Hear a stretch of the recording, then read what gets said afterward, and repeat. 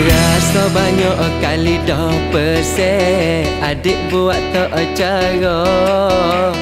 Jangan adik dengar kata orang, kalau dek tak tahu cerita.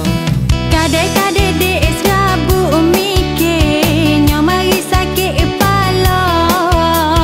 Lama-lama dek moduk takut, tak leok dah pun kita.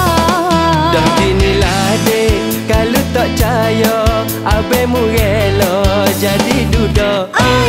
Oi mu berona, wak perangai royak tak dengar. Kerang pedah berat amanah, tak ketok ke